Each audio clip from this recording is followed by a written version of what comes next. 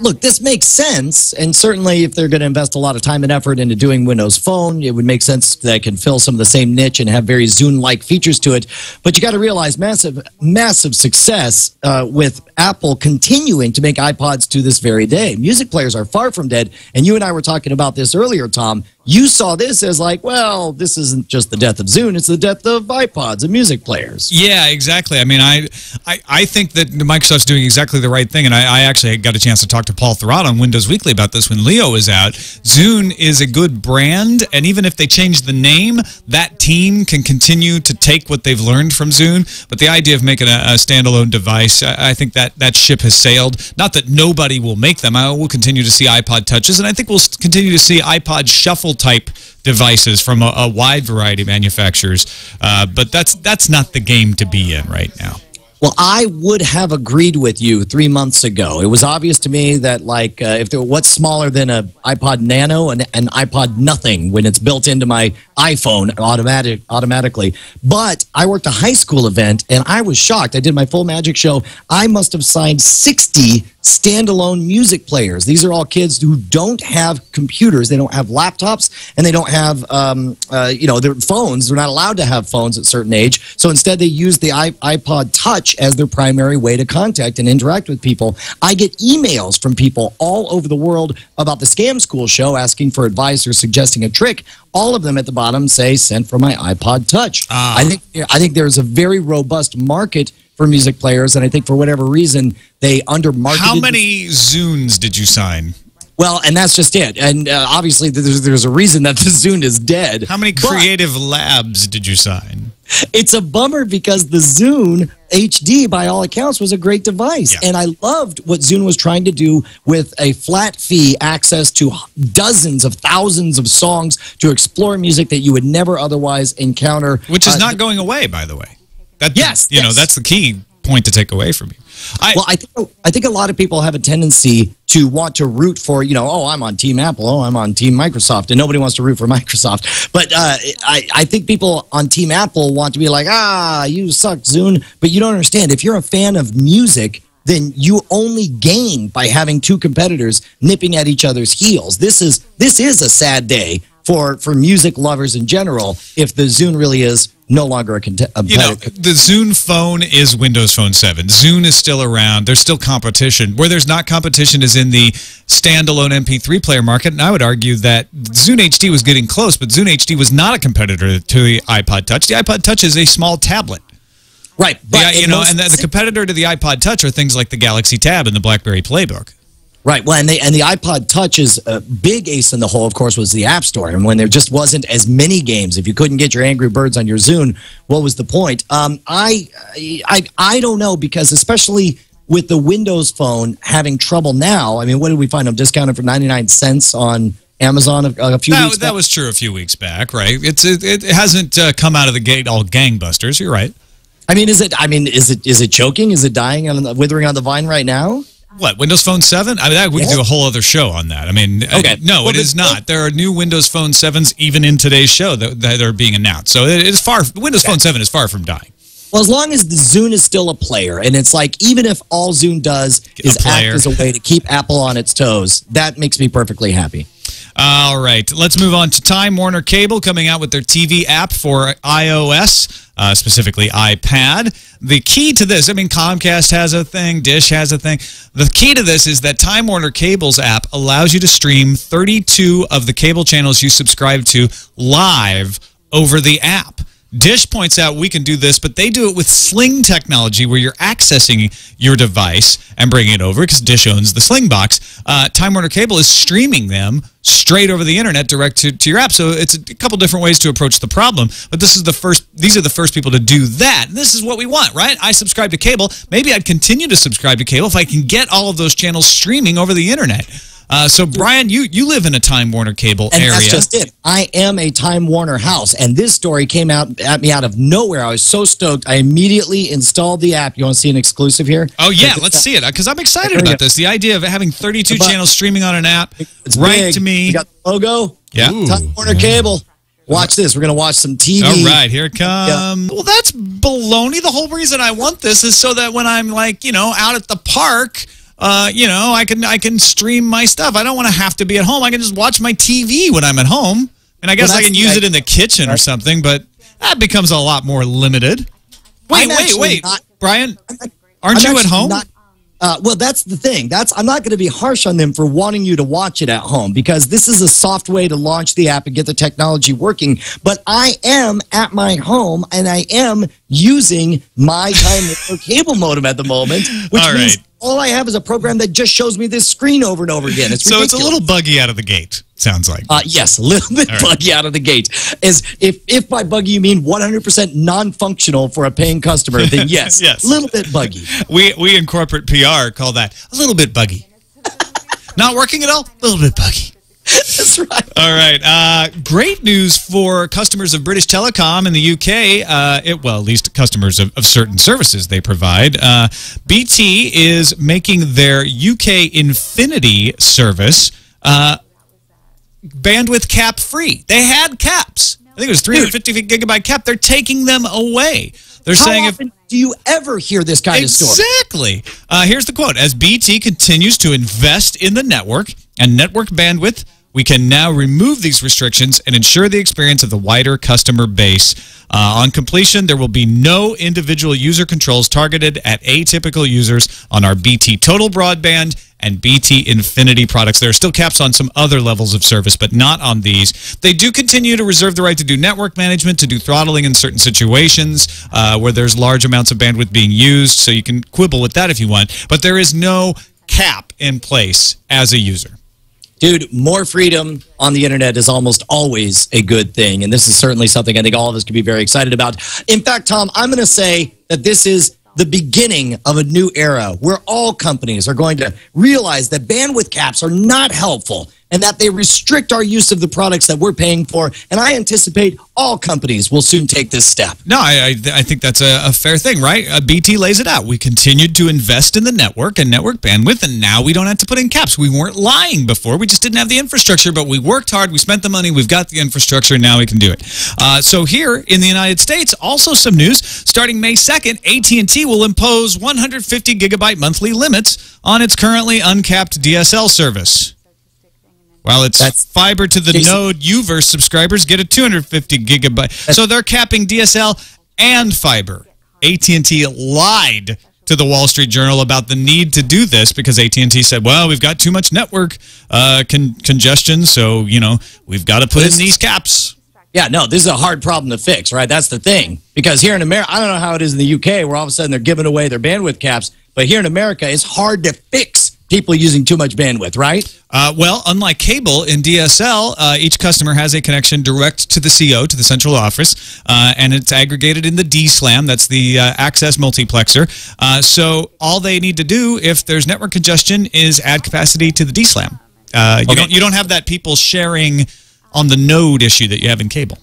Okay, so maybe it's not complicated, but it certainly is going to be very expensive. It's got to be very expensive, and that's why they have to do these caps, right? Well, it's relatively inexpensive to upgrade the DSLAM and the backhaul connections to relieve congestion. There might be other congestion problems occurring at the local and regional switches, but you can upgrade those. So, no, it's not particularly costly from what I've read. Okay, all right, no, okay, so it's not costly, but these guys don't have much money, right? They're being squeezed because there's a recession on, right? That's why they don't have the money to invest, and that's why they need the caps, right? That's an interesting question, Brian. I looked it up. AT&T posted $20 billion in net income on revenues of $124 billion for 2010. $7.8 billion of that $20 billion was from wireline. Most of their money, most of their profits come from wireless. But they made plenty of money. You got a plan? Oh, that's interesting. Yeah, because you can't, if you've got a lot of money, but you're going to be spending a lot of money, you want to save it, right? Right. Yeah. So that's why we need caps. Well, AT&T's expenses to operate its network, pay its employees, do network engineering, planning, buy gear, and even pay property taxes dropped 3.2% in 2010. Well, I'm starting to wonder whether or not AT&T's new 150 gigabyte DSL data cap is justified, sir. Sure, we can add capacity, and sure, we're making record profits, and sure, our costs are going down, but this is a tough business, Brian, and there are no competitors to hold our feet to the fire, so we're going to do whatever we want. That seems to be the message here. Well, good for them. Good for AT&T shareholders? Question mark. I don't know. I'm trying to find a silver lining on this, and it's killing me. No, they are.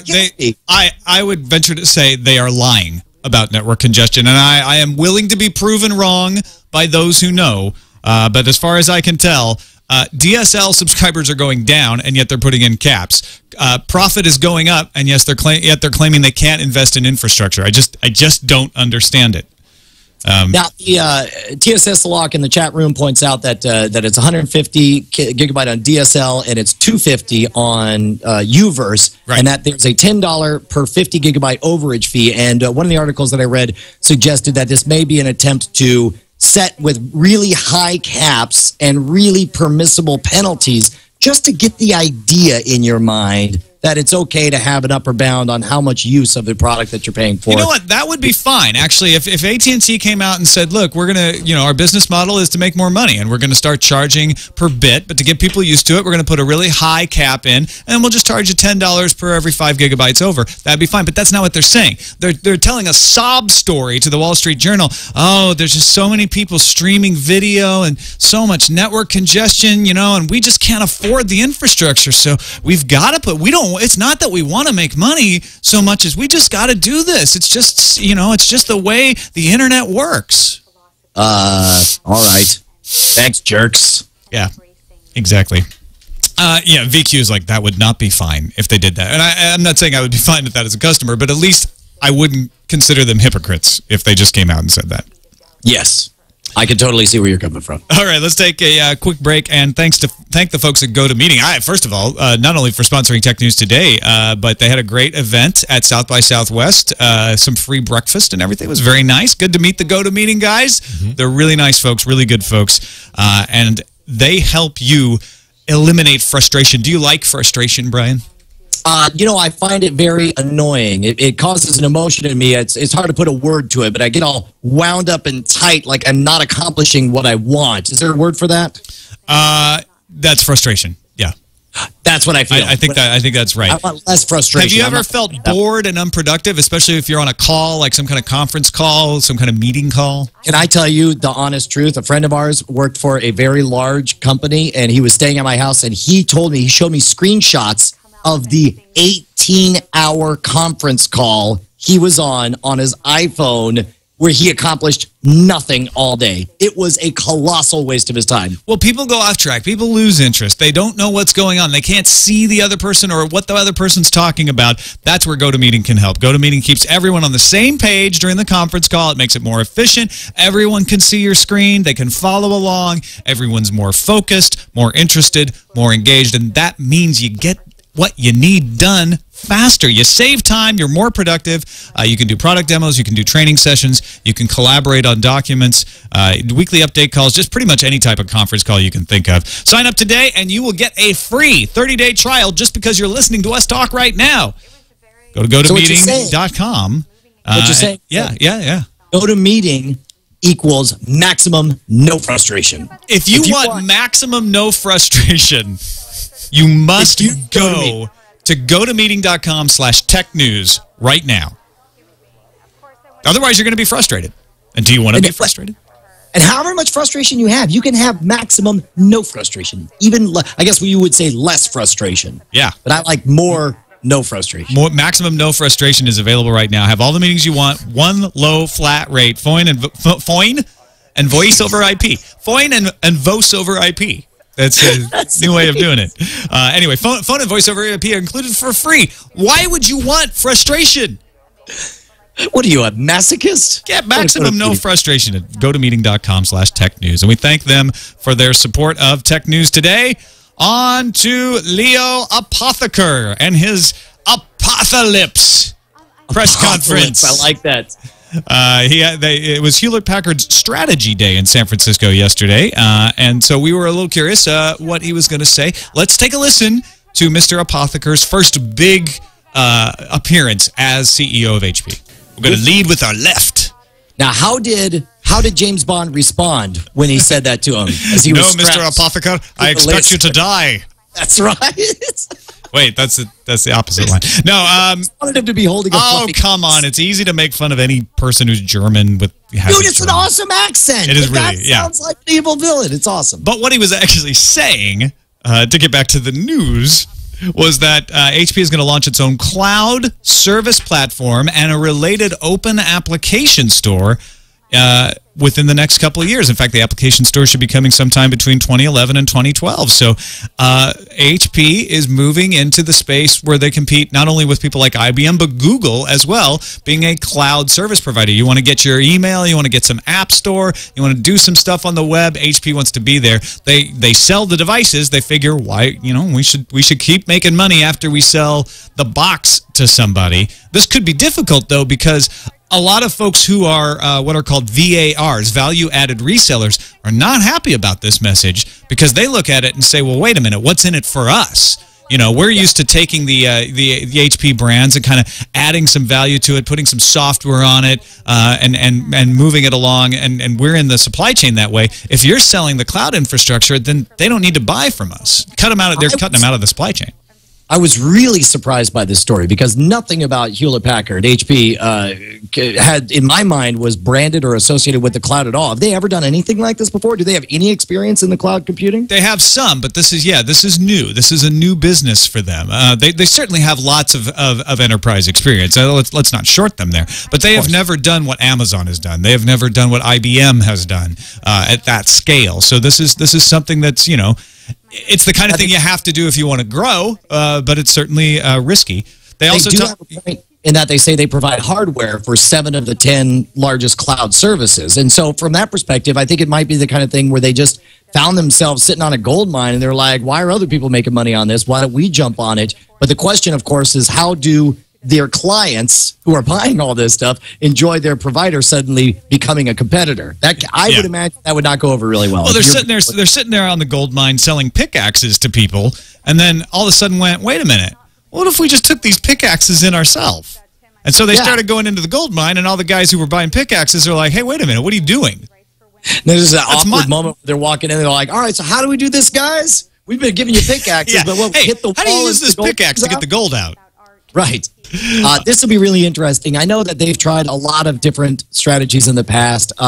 This is so far and I mean this purely from a marketing and branding perspective. It's so far of what I perceive their core competency. I'll be really interested to see how they pull this off, or if anyone says, let me go to the HP Cloudland for my apps. Also, they mentioned that WebOS, HP Touchpad, coming in June. It looks like there's a leak from a retailer that might be coming for $500 in June. They'll have WebOS for PC. Remember, they're going to put WebOS on all of their Windows machines that they sell as a kind of a top layer. And that PC beta will definitely be out by year's end. They plan to ship 100 million WebOS devices this year, including tablets like the touchpad, phones like the PCs, and printers with WebOS as well. How does the WebOS stack up against Android? In what way? Well, I mean, as far as robustness, as far as ease of use or whatever. Because here's what I'm wondering: is if I'm a developer right now, I only have to make my product twice. I only have to make it once for iOS, and then I make it again for Android.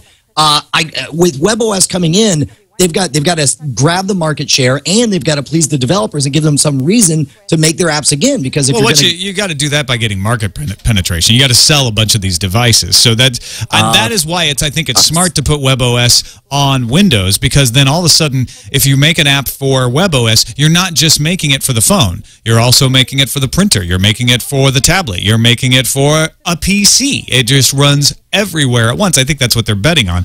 Whether that actually will come to pass, whether people will actually use WebOS on a PC, or I don't know. And the thread that ties both of these parts of the announcement together is, how is Microsoft going to take this? Because Microsoft's Azure platform is their cloud enterprise, and HP has been using that. So now HP says, I'm going to eat a little bit of your lunch there. They're going to keep using Azure, but they're also going to do their own. And then they say, and you know what? We're going to ship our own tablets. We'll keep shipping Windows tablets, but we're going to keep shipping WebOS tablets. So Microsoft's got to be a little concerned about this, I would think. I would imagine. I mean, it's certainly dusting everything up. I also wonder how much of the decision to go with WebOS comes with the fact that, I don't know, we got it. Got it from that Palm thing that we did a while back. We're sitting on it. Well, that's why but that's also why they bought Palm. They're like, they didn't buy Palm so that they could lose money on the pre. They bought Palm to get WebOS. They're like, that was what they were after, and now they got to make it pay for itself. All right. Well, then get that horse a running. Yeah, that's right. Get those pickaxes. Get that money, a WebOS move. All right. I think we can solve piracy. We've got two good ideas here. One comes from the Media Piracy Project, which is not a project to go pirate media, by the way. They were analyzing it. It's three guys in a dorm room for the Media Piracy Project. I know how to legitimize us. Let's give us a name. The Media Piracy Project is not that. The Media Piracy Project comes from the Social Science Research Council. They're a sociology think tank. They've been around since the 20s. They did a 3-year study into media piracy in emerging economies, concentrated on countries like Russia, Mexico, and India, and essentially found out that all of this stuff about suing people, making it illegal, arresting folks, none of that works. No amount of anti-piracy enforcement will change the economics that drive copyright theft. You've got to make things cheaper. They cite the example of Russia, where legal versions of The Dark Knight sell for $15, which is roughly the same price you'd pay in the United States. But because wages are so much lower in Russia, that price represents a much higher percent of a consumer's income, the equivalent of selling The Dark Knight for $75. Pirate versions can be obtained for less than a third of that price, so boom, you go and you get the pirate version. Right. Well, and the study also confirms, from a sociological standpoint, these countries where piracy is rampant are no less moral. They're no more likely to actually steal something or kill other people or whatever. It's just a case where the economics of the situation are such. I mean, here in America, try on for size. Imagine every piece of media that you buy instead of pirate suddenly costs 5 times as much. If you wanted that video game, suddenly it's $250. If you want that DVD, it's suddenly $75. I think in many ways, with services like Steam, with the iTunes Store, we finally have a low enough price and an easy enough way to get a hold of media legitimacy that we're finally emerging. Many people are emerging from the dark days of rampant piracy here in the United States. But if all of a sudden stuff costs that much more, we'd be rolling back to piracy super fast. In the United States, we can stop piracy, at least according to Daniel Castro, an analyst at the Information Technology and Innovation Foundation, by putting in bandwidth caps. What? See, he says the government should allow pricing structures and usage caps that discourage online piracy. Because if you have a lot of bandwidth, that's all you use it for. It appears to be his contention. Look, of all the places to try to sell us on that, a network where we stream live video and that we podcast out giant chunks of high quality data to people who want to consume it. This is ridiculous. This is ridiculous and offensive. And Daniel Castro also suggests that deep packet inspection be routinely deployed by ISPs in order to scan subscriber traffic for potential copyright infringement. And Castro has a solution. If courts crack down on the practice, the law should be changed. Because, frankly, intellectual property is the only reason our country exists. If there were no intellectual property, we shouldn't even be alive. Brian? There are certain times I just want so bad for Cory Doctorow to magically be at my side, to just grab the mic and just assail this kind of argument. Oh, it's utter crap. It's born of the idea that the intellectual property industry is somehow the most important industry in the world, and that if it has even the slightest threat, that we should bring the full power of the law to bear against it. It's worse than murder.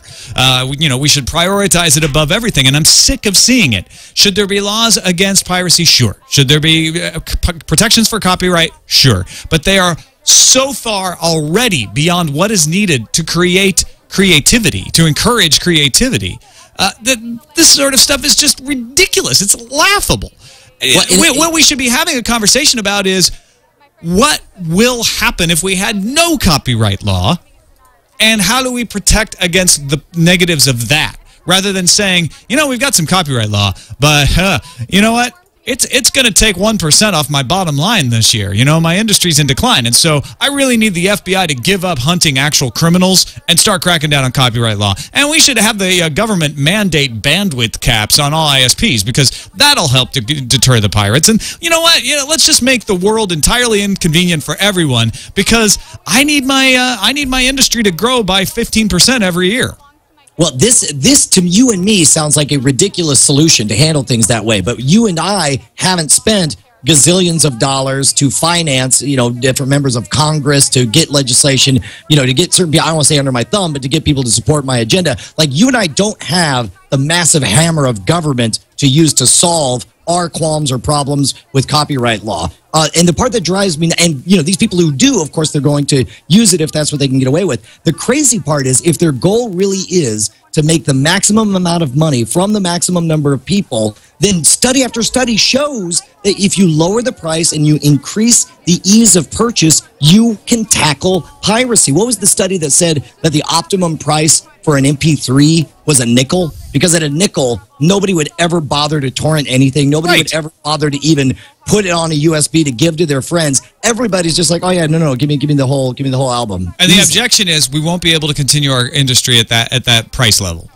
And that is the wrong conversation to have. We should not be having a conversation on Capitol Hill about whether your industry will survive. What these copyright laws are meant to protect is creativity, and will there be innovation and new art? And at that price level, at 5 cents, will there be innovation and new art? I think we would find the answer is yes. Absolutely, and it should be pointed out, to protect innovation and creativity for a limited time. This business that 100 years after the death of Walt Disney, the company will still own Mickey Mouse is ridiculous. This is another case of politicians that are bought and paid for. He's not dead. What's that? I mean, he's not actually dead. Are you talking about he's frozen? He's in cryogenic. He's in the middle of Space Mountain? Yeah. I saw him once when we were going around a loop. Exactly. He was like... So that makes the law a little... Yeah, it's hard to interpret that. But you're absolutely right. I am so tired of this argument being hijacked, and you nailed it, Brian, which is, we don't have the lobbyists up there making our side of the argument. That's the biggest problem. All right. I want to devote a good portion of the show today to discussing what's going on in Japan. There are a lot of issues there. We're not going to be CNN. We're not going to cover every issue of the earthquake and the disaster relief. There are great places to find resources there, but we can help point you towards some of those resources, and we can tell you a little bit about the technology. Most important, we can actually give you some on-the-scene reports from listeners in the Tech News Today audience who have been good enough to call and write us from Japan. I want to start off with the economic side of things, not because the human side isn't important. It is much more important. It's extremely important, but you can't ignore the effect. It's interesting to see, like, well, how is this going to affect business? And I was listening to the Economist podcast this morning, and they said, look, we always tend to overestimate the economic impact of natural disasters because they are so dramatic. It turns out usually they don't have nearly the effects that you think they're going to have. And there's an article out today in the San Jose Mercury News essentially saying that same thing. It looks like there's going to be a tightness in the flash memory market, but most of the industry seems to be okay. One of the lucky things is most industrial complexes are located in the south of Japan, so they weren't as impacted by the earthquake as the companies up in the north. The two most pressing concerns for the industry are damage to the transportation infrastructure and reliability of power, according to Dale Ford at IHS Supply. It could take as long as 2 months to resolve those problems. And I'm seeing that in a lot of places I'm reading. It's not so much that the factories can't work, or the factories are having a hard time getting back, but keeping them running and having the efficiencies of a constantly running factory is an issue because of the brownouts and the power issues. And also transportation. It's like you can make all the flash memory you want, but if you can't get it on a train and get it to a boat, and then get it shipped or get it to an airplane, it's going to be hard to sell it. Yeah, and at first it feels a little bit morbid. Obviously, people are dealing with a massive, massive crisis on the other side of the world. But here in America, and I know we have listeners and viewers all over the world, it feels a little bit weird to be like, yeah, but well, my gizmos continue to be on time. But it is important to take a moment and take a long view and recognize what's going to happen to the distribution logistics of the way not only our electronics, but all the imports that we get from Japan, right, and all the affected areas. Yeah, it's definitely not the most important story coming out of Japan, but that doesn't mean that it's should be ignored entirely. Some other really good stories coming out of Japan. Engadget reports today that AT&T, Sprint, Verizon, Dish Networks, Comcast, and Cox Communications have all announced plans under which free calls can be made to Japan, and as well as free text messages in a lot of cases between now and March 31st. So, you know, for all the vitriol we were spewing at some of these companies earlier today, this is a good move, and I applaud them for it. Oh, fantastic. Yeah, and look, this is one of those times when it's like there's nothing but good to be done. You do good for the people. You do good publicity for yourself. We know the folks over at Apple kept their Wi-Fi on. They were allowing people to come in and actually bunk down in the Apple stores. It's brief moments like this where to see everyone come together and put aside, you know, the bottom line for a brief moment makes everyone feel good. Yeah, that Apple story is really touching. Kevin Rose had some emails that he posted on his blog about, you know, it became that scene from the movie where everyone gathers around the electronics store and watches the TV broadcast, except for the modern era. Everyone was in the Apple store watching the live stream on the laptops that they have set up there. Also, Facebook set up a Japan earthquake page for users to find information about disaster relief. Google has set up a crisis response project. We've talked about that in the past, although an interesting spin on that, Google is now encouraging people to take photos of the posters with people's names with their cell phones and send them to an address tohoku.anpi.google@Picasa and once sent, the photo will be automatically uploaded to the Picasa web album where people can view this and keep track of each other. NTT Docomo, Japan's largest wireless carrier, has set up a database where you can enter the cell phone number of a person to confirm his or her safety. Just you know, a lot of coming together of businesses large and small in this effort to try to help people out. Now, this is interesting. In the chat room, Stephen M. just tweeted or sent over to us that Verizon's offering free access to TV Japan through their Fios TV service. So and I think it's fascinating. Yeah, that's great. That we see, I think it's fascinating that we see how the interconnectedness of our society nowadays not only makes possible massive amounts of relief. We saw with the Red Cross donations, it's so super easy just to donate over your phone, but also in prevention of disaster. There was a recent tweet from Scientific American saying, and I forget the number, it was millions or billions of dollars were saved by proper planning and preparation for the tsunami. And in a case where time is of the essence, once you have an earthquake and you need to get the word out that we expect a massive tsunami to happen and you got to get to high ground, then it matters that all of a sudden everyone in the country is carrying on them a mobile device that keeps them interconnected with the rest of the whole freaking globe. It would be amazing. I'm sure some fascinating academic articles years from now will come out talking about how different technology has essentially shaped this disaster, both in the avoidance of it and in the recovery of it. And it's funny how copyright issues go away when real important issues come along. For instance, TSS Aloic in the chat room points out NHK World is live streaming on Ustream right now. That'd be something they'd be sending a takedown notice for in the past. But we find out what's really important in these situations and do what's necessary. Also, an interesting thing on the this is actually from Wired. Talking about some of the games that were supposed to come out. We see this happen a lot when natural disasters come along. Games happen to have themes similar to the disaster, and everyone pulls them back. It's not censorship. It's just saying, you know what, this is not the right time for this. So IREM will cease development on its PlayStation game Zettai Zetsume Toshi 4, City in a Desperate Situation. And there are a few other PS3 games that are being delayed for release because they deal with earthquakes and disaster themes, and I think that's appropriate. I mean, I think they'd come under criticism for the opposite if they put them out for being insensitive and trying to profit at something like that. Oh, absolutely. And I think, you know, let's face it, the reason these games are popular is because we're all fascinated with massive disasters. But then when one happens, especially when it's all too real, we certainly want to dial back our involvement. We saw that with 9/11. They pushed back the movie and made some changes to the movie Collateral Damage. And what's funny is the little ways. There was an on-campus cafe called Ground Zero out in Eastern New Mexico University that all of a sudden they were not real happy with that name. And likewise, the band Anthrax for a while, not happy with their name during that scare. And when I went to Whole Foods to get sushi, it was very weird to grab a box of sushi that said tsunami package. And I was like, that's not cute right now. That's it's a major disaster. And it's just coincidence. It's just these things aren't planned that way, but then they strike us that way. Finally, before we get to some of the user feedback from listeners, there's a lot of discussion on the internet today about radiation risks, about what's happening at the nuclear reactors in Japan, and I want to point to Maggie Kurth-Baker's post at Boing Boing. She says she's in the process of putting together a longer post that will add some context to the concept of radiation, but she did actually.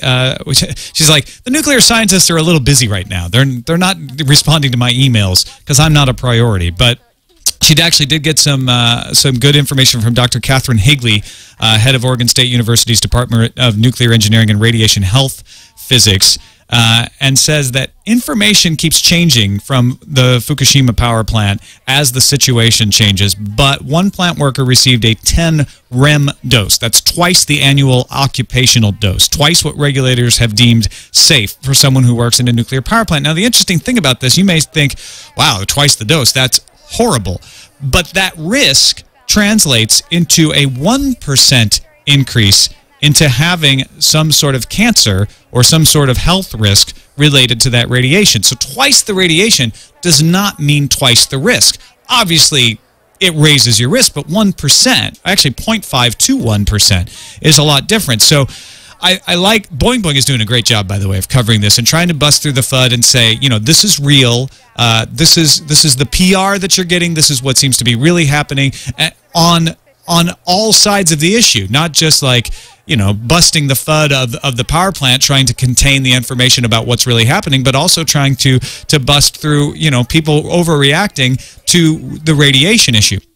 Radiation is a bad thing. I mean, I'm not saying it's okay, but you need to have some accurate sensibility about how bad it is in order to accurately estimate how bad the problem is. Well, let me tell you, if you want to immediately cut past anyone's logic circuits and immediately make them scared, just mention nuclear radiation because it's so counterintuitive. It's this thing you can't see, touch, smell, or perceive in any way that can kill you. Nuclear fallout, of course, is a real problem. But one of the things that, and this is in no way meant to downplay the danger of the situation, but as people start throwing around the word Chernobyl, people really start to get worried. I want to point people to, there's a fantastic speech by Michael Crichton that you can find on YouTube. I believe it's called Fear and Complexity. And he talks about how he wanted to create a global disaster. So he looked up some research on Chernobyl. The initial estimates at the time were that 2,000 people died at the accident and that upwards of 400,000 people died through later complications because of exposure to radiation and cancers and that kind of thing. As he dug into the numbers, the actual numbers turned out that around 50 people died during the actual disaster, most of whom, about 30 of them,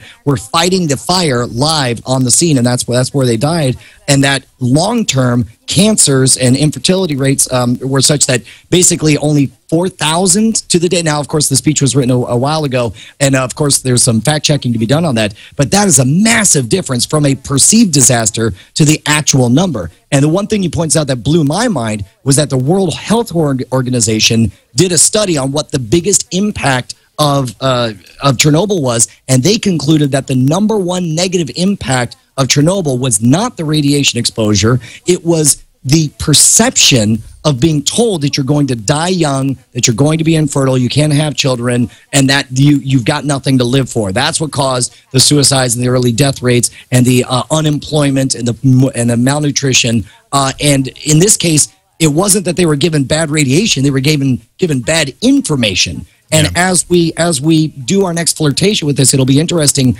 to see how our hyper-connected society tells the story of this potential nuclear disaster. And it's actually the same issue we run in and talking about politics. You run in and talking about radiation, where if you start to say, look, it's not as bad as they're saying, all of a sudden people say, so you're saying radiation is fine. So you're saying there's no risk. And that's not true. That is not what we're saying at all. Not at all. But there is, trying to find out what is the actual risk. There is a risk, but it's not helpful to say, like, it's radiation and therefore everyone's going to die. Because that doesn't help understand it either. Helpful, it's actively harmful. Scientists are very familiar with something they call the nocebo effect. It's a negative placebo. They call it the death bone, the death rattle, where somebody points you, they give you the evil eye, they say you're going to die, and people, sure enough, die. And so it's important that for the maximum health of society, that we be smart, that we avoid the radiation, that we handle the problem correctly, but that we not get wrapped up in this disaster explosion where we think that everything's over and it's the end of the days. And what you need to do is you need to actually find good sources of information. Leo and I are talking about hopefully doing a triangulation with some nuclear scientists who can actually tell us, you know, what is happening, what are the dangers, what are the risks, what do people actually need to be worried about. In the meantime, you know, once you start to educate yourself on what, you know, the damages, what the real damages of radiation, what the levels are to be worried about, there are a lot of great resources online right now for finding out what the radiation is, not only in Japan, but elsewhere in the world. A live Geiger counter is at alttokyo.com, updates a graph with data every 60 seconds. There's also a Ustream channel broadcasting the digital display of another Tokyo Geiger counter. That's been crashing. It's getting so many viewer emails. RadiationNetwork.com is a crowdsourced radiation monitoring network of roughly a dozen or so unofficial monitoring sites around the United States. So you got to take that into account. It's very low number, very unofficial, but it's updated every 3 minutes, and you can participate in that by buying, you know, radiation detection equipment and going online. That's not something everyone's going to do, but if you're really into it, that's a great way to learn about stuff. This is the BitTorrenting of radiation research here. When all of a sudden everybody, for example, their GeigerCounters.com is out of stock. They say due to the disaster in Japan, orders for Geiger counters has outstripped supply. This is fantastic. And again, it's a case where the hyper-connected society we live in make possible large-scale experiments and monitoring that never would have been possible even just 20 years ago during the Chernobyl disaster. All right, let's move on to some of the first-person accounts here. We got one voicemail to 260-TNT show from Jason, telling us a little bit about what's going on in his area. Thanks so much for calling, Jason, and I'm glad to hear everything is safe for you. I hope you stay safe. I play this also because it's a fascinating first-person account, but also it emphasizes the importance of being prepared, as any kind of disaster like this always does. You know, having your 72-hour plan for whatever it is in your area of the world, whether it's tsunamis or earthquakes or tornadoes or hurricanes, there's something dangerous. Maybe it's a snowstorm that can happen, some kind of natural disaster that you should be prepared for. And I think Jason is a good reminder of that. And I tell you what, man, it's one of those things where it's very sobering when you think about how many things we totally take for granted. And even the nut jobs who for grins want to get ready for a zombie apocalypse, in a bizarre way, I'm like, at least you guys are saving water and food. You at least are ready for something, because it won't be zombies, but it will be something sooner or later. Preparing for a zombie apocalypse actually prepares you for a lot of other things. So it's not necessary. If that's what it takes to get you interested, then great, go for it. Pretended zombies. Yeah. Pretended zombies. Just get ready. Just definitely have food, have water, have all that stuff available for your family. On to the email, TNT@twit.tv. Steve in Tokyo says, I'm an English teacher living in Tokyo. Wanted to share some of the website I'm using to stay up to date on the latest developments. RSOE. And the link is hisz.rsoe.hu. They have an alert map and a list of all disasters around the world, including the information and position of earthquakes soon after they happen, as well as information about the nuclear plants, which are all over the news. Yesterday in Tokyo, radiation levels spiked to about 8 times normal background levels for a short time. Although Tokyo is 250 kilometers away from the failing plant in Fukushima, there's always a risk for radioactive materials to be carried on the wind. The Natural Research Lab has a page tracking the radiation in Tokyo at park18.wakwak.com, as well as a live Ustream video of the Geiger counter we were talking about earlier. Aftershocks have been occurring consistently, and as I was writing this, there was a 6.0 that hit about 75 miles southwest of Tokyo. Given everything that's happening combined with planned rolling blackouts, a lot of companies are shutting down for a while, including Sony. Oh, that is amazing. Got another email here. Some news today. No rolling blackouts near Kamiuka in Yokohama. Every area is going to be subjected to this until the end of April, as stated today. These blackouts take down stoplights, trains, and residential areas. Many people were caught off guard today as train lines either shut down partly through the day or never started. My wife works in Tokyo and attempted to go to work but didn't make it. Many people where I work made it in, but found the trains would not stop running, or would stop running before leaving work. Arrangements were to be made to let them go early, as they would have a long walk or a bus ride. Ride sharing is coming up so those with cars can help those without to get close to home. Some folks wanted Some folks walked up to 4 hours Friday to get out of Tokyo. Boy, that's amazing. In fact, competitors may have a hard time clearing their inventory. Market researcher DisplaySearch said Apple will likely be dominant tablet maker through 2012 when the playing field will level out. The company pretends that in 2016, 260 million tablets will be shipped, a 333% increase from estimated 2011 sales. Internet Explorer 9 arrived yesterday and was greeted with warm reviews. It's been nearly 2 years since IE8, and it looks like the time spent developing 9 paid off. Internet Explorer 9 brings much better web standard support, better performance, and hardware acceleration for faster graphics and animations on supported PCs. Reviewers seem to also be taken by the new minimalist interface. And no Clippy. No Clippy. Clippy's been dead for a long time. Never bring him back. New Adobe Flash Player, new Adobe Flash Player vulnerability. They kind of go together. Adobe announced a flaw that may cause crashes and potentially permit the hijacking of systems. The issue also affects the company's Reader and Acrobat software products. Adobe has found it's being actively exploited in the wild, too, via a Swift file embedded in an Excel spreadsheet. Fix will come in a patch at the beginning of next week. According to Bloomberg, Google plans to install thousands of Verifone near-field communication readers, the ones that allow wireless payments at merchants in New York and San Francisco. Google's test, quote, may combine a consumer's financial account information, gift card balances, store loyalty cards, and coupon subscriptions on a single NFC chip on a phone and begin within 4 months. Rumors are also out that the next iPhone will not have NFC. Wow, combining everything. I can't imagine anything going wrong with that. A lot of controversy today from developers who accuse Apple of intentionally slowing down web apps in order to nudge people towards the App Store. The issue revolves around the fact that JavaScript acceleration exists in the browser in iOS, but not in the rest of the OS. That means a web app saved as a link on the home screen will run slower than one run in the browser. And the debate is whether this is a bug or a feature. Hey, are you paying to watch a movie on the web? You probably gave your money to Netflix. NPD claims Netflix owns 61% of the market for digital movies, with Comcast running a distant second at 8%. There's a three-way tie for third between DirecTV, Time Warner Cable, and Apple. NPD also says digital video, quote, now makes up 1/4 of all home video volume. That's getting to be real right there. Yeah. The National Cable and Telecommunications Association, that's the cable's industry trade organization, has a new boss. He's a familiar face. Former FCC chair Michael Powell will become the cable industry's top lobbyist. He replaces former National Cable and Telecommunications Association President Kyle McSlero, who said last week he'll be joining Comcast. Oh, what a surprise. Goodbye, Google Gears. Google's first attempt at providing offline access to web apps. Google is removing the software from Chrome, indicating the definite wind down of the project. Almost said wind down. Here will be no new Gears pieces, and newer browsers such as Firefox 4 and Internet Explorer 9 will not be supported. We will also be removing Gears from Chrome in Chrome 12. Gears is survived by standards like HTML5's application cache. So many technologies dying these days. A smart move for many, many reasons, but they're going to wait until things settle down there before they actually bring the iPad to Japan. A lot of people are speculating it may get delayed anyway internationally just because of supply issues. HTC's Arrive up for a $50 pre-order at Wirefly. You will need a new Sprint account and a 2-year contract, but a pretty nice price.